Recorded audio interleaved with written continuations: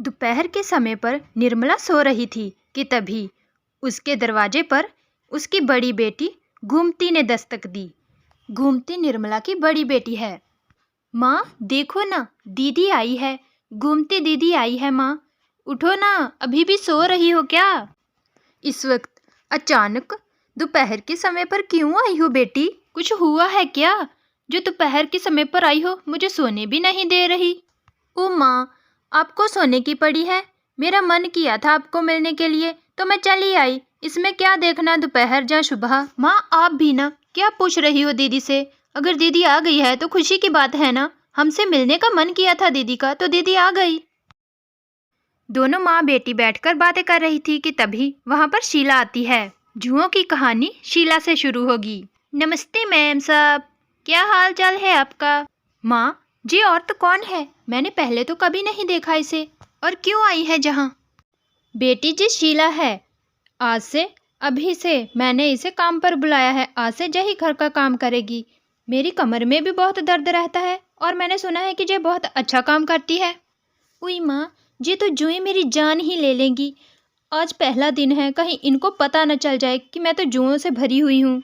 शीला जल्दी जल्दी से अपने बालों में से जुएं निकालकर नीचे फेंक रही थी कि तभी नीचे जुओं का ढेर लग जाता है। उसने खुजली करते हुए इतना समय लगा दिया कि वहाँ पर घूमती आ गई। शीला क्या कर रही हो तुम जहाँ? मुझे देखकर चौंक क्यों गई? और तुम जहाँ पर क्या कर रही हो? इतनी घबराई हुई क्यों लग रही हो मुझे? कुछ भी तो नहीं मेम साहब, कुछ भी नहीं। अरे मैं तो सोच रही थी, इसलिए परेशान थी कि मैं आपके लिए खाने में क्या बनाऊं। मुझे तो कुछ भी समझ में नहीं आ रहा कि आपको क्या पसंद है और क्या नहीं। मेरा पहला दिन है ना, इसीलिए मैं थोड़ी सी घबरा गई हूँ। वैसे आप बहुत सुंदर हैं। शुक्रिया, तुमने सुंदर कहा इसलिए। और हाँ, मैं तुम्हें ये बताने के लिए आई थी कि मुझे अभी खाना नहीं खाना है। मैं शाम को अपने घर वापस जा रही हूँ। घर में विक्की अकेला है और माँ भी कहीं गई हुई है। रात होते ही घूमती अपने ससुराल में वापस आ जाती है। घूमती, आज ही तो गई थी तुम मायके में, तो क्या तुम्हें वहाँ रुकना नहीं था? इतनी आधी रात को आ गई। हाँ, मैं तुम्हारे लिए आई हूँ क्योंकि माँ भी नहीं है और खाना भी बनाना है। लेकिन खाना तो मैं बाहर से खा आया हूँ। चलो ठीक है, अभी बहुत रात हो चुकी है, हम सोने चलते हैं। विकी तो लेटते लेटते ही सो गया, लेकिन गोमती के सर में बहुत तेज खुजली होने लगी और वो परेशान होकर बोलने लगी। अचानक से मेरे सर में इतनी सारी खुजली क्यों हो रही है? इस खुजली की वजह से मैं सो नहीं पाऊंगी।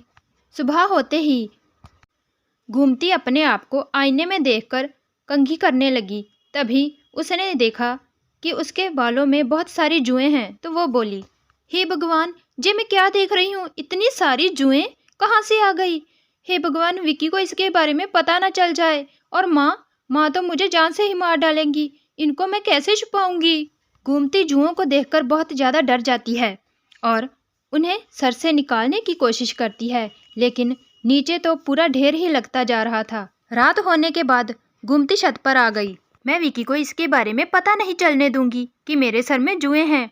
हे भगवान, यहीं पर मैं पूरी जुओं को खत्म करके नीचे चली जाऊंगी। घूमती उन जुओं को नीचे गिराती है और उन्हें वहीं पर मार देती है और वहीं छत पर ठहरकर खुजली कर रही थी कि तभी वहां पर राहुल उसे देखकर चौंक जाता है। घूमती, तुम छत पर क्या कर रही हो? सोने का समय है, चलो नीचे मेरे साथ। और तुम्हारे बाल बिखरे हुए क्यों हैं? और मुझे तुमसे एक जरूरी बात करनी है। तुम ऊपर क्यों चले आए मेरे पीछे पीछे? मैं तो जहाँ पर ठंडी हवा खाने के लिए आई थी। और बालों का क्या है, रात हो गई है, बिखरेंगे तो सही। लेकिन तुम इतनी चिंता क्यों कर रहे हो? तुम नीचे जाओ, मैं आ जाऊंगी। नहीं, मैं तुम्हें लिए बिना जहाँ से नहीं जाऊंगा, चलो मेरे साथ। कुछ तो बात है जो तुम मुझसे छुपा रही हो। बताओ मुझे कि सच क्या है। मुझे तुम्हारे बाल देखने हैं। विकी जैसे ही बाल देखने के लिए आगे बढ़ा, घूमती पीछे पीछे जाने लगी और छत से नीचे गिर गई। जब घूमती नीचे गिरी तो विक्की भागा हुआ चला आया और उसके पास बैठकर रोने लगा। नीचे घास होने की वजह से घूमती को चोट नहीं आई, वो डर के मारे बेहोश हो गई थी। फिर विक्की ने घूमती से कहा, घूमती तुम्हें क्या हो गया है? आज कोई बड़ा हादसा हो जाता तो? माँ तो मुझे छोड़ती नहीं, कहती कि घूमती का ख्याल नहीं रखा, लेकिन तुम हो कि मेरी बात सुनती ही नहीं। कुछ नहीं विक्की, मुझे अभी भी तुमसे कोई बात नहीं करनी, मुझे अकेला छोड़ दो। मुझे पता है कि तुम क्या छुपाना चाहती थी। ये देखो, मेरे सर में बहुत सारी जुएं हैं, तुम इसी को छुपाना चाहती थी ना? विक्की, तुम्हारे सर में भी जुएं? अगर हम जुओं को बांट सकते हैं तो क्या दुख नहीं। मुझसे वादा करो कि आज के बाद तुम मुझसे कोई बात नहीं छुपाओगी। गोमती अपना हाथ आगे बढ़ाती है और कहती है, विक्की मैं वादा करती हूँ कि आज के बाद मैं तुमसे कुछ भी नहीं छुपाऊंगी। मुझे माफ़ कर दो, मैं डर गई थी कि कहीं तुम मुझे छोड़ ना दो। और माँ का क्या? माँ की चिंता तुम मत करो। माँ के आने से पहले जुओं को जहाँ से जाना ही होगा। मैं तुम्हारे लिए अच्छा सा शैम्पू लेकर आऊँगा। अगले दिन गोमती बन ठन कर नहा धोकर अपनी सास का स्वागत करने के लिए आती है। माँ के पास आकर वो माँ के पाँव छूती है। सदा सुहागन रहो बहू, कैसी हो तुम? और विक्की कहाँ है? जब से आई हूँ तब से मुझे दिखाई नहीं दिया। माँ जी, विक्की को तो मैंने भी नहीं देखा, पता नहीं जहीं कहीं होगा। चलिए ना, मैं आपके लिए खाना बनाकर लाती हूँ, गर्मा गर्म खाना खा लीजिए। शाम को विक्की घर आता है। दोनों सास बहू उसे देखकर अचानक चौंक जाती हैं, क्योंकि विक्की ने अपने पूरे बाल कटवा दिए थे। वो एकदम गंजा हो गया था।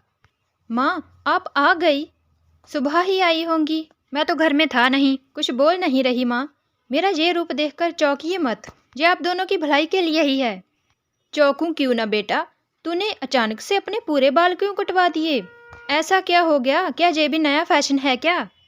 माँ जी, पूरी बात मैं बताती हूँ। मेरी वजह से विक्की के सर में बहुत सारी जुएं पड़ गई थी और मेरे सर में भी। विक्की ने एक मुझे बहुत बढ़िया शैम्पू ला कर दिया है, उससे जुएं तो मर गई, एक भी जुएं नहीं बची। लेकिन इन्होंने अपने बाल कटवा दिए ताकि जुएं जल्दी से जल्दी हमारे घर से चली जाएं। माँ, घूमती तो अपने बाल नहीं कटवा सकती थी, इसलिए मैंने ये किया। देखा बहू, तुम्हारे लिए मेरे बेटे ने अपने पूरे बाल कटवा दिए। लाखों में एक है मेरा बेटा। वैसे बाल कटवाने की ज़रूरत नहीं थी, अगर तुम्हारी जुएं शैम्पू से मर सकती हैं तो इसकी क्यों नहीं। चैनल को सब्सक्राइब और वीडियो को लाइक करना।